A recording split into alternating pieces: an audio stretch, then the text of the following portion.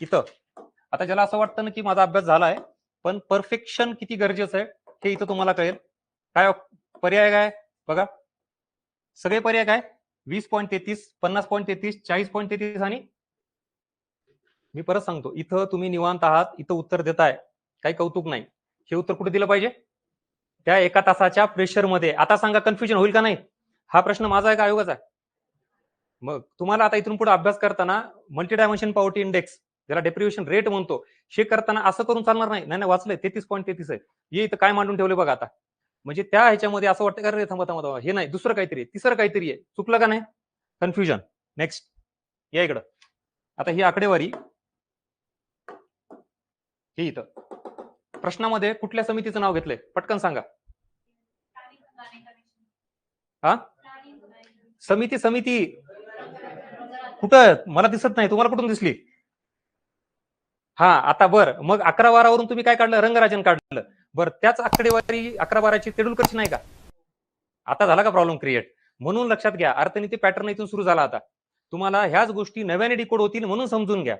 इथं काहीच विचारलेलं नाहीये, फक्त वर्ष दिले. सो ह्या वर्षाच्या 2 समित्यांचे आकडे आहेत आपल्याला. तर इथं या, पहिला जो ऑप्शन आहे तो कोणाचा आहे माहिती? तेंडुलकर समितीचा. दुसरा ऑप्शन कोणाचा आहे आणि तिसरा ऑप्शन कोणाचा आहे? लकडवाला, अलग कार्यगट आहे का नाही कोणाचा?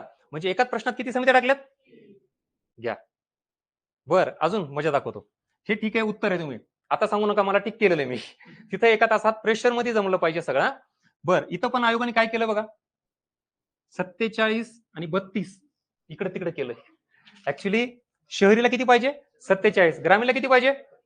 पण हे लक्षात येते का? हे आणायचंय आता. बर इथं पण काय केलं त्यांनी?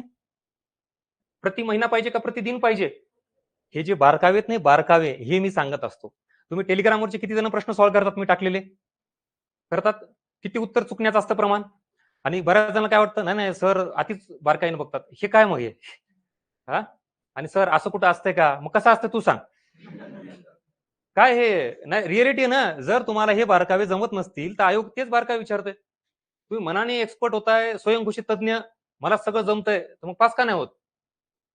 हे असा सगळा प्रकार आहे आणि आयोगाचे प्रश्न आहेत, माझे नाहीत.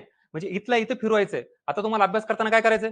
रंगराजन असो, तेंडुलकर असो, कोणी ग्रामीणला 32 आहे, शहरीला इथंच सांगायचं. तिथं गेल्यावर आयोग उलट पालट करणार आहे.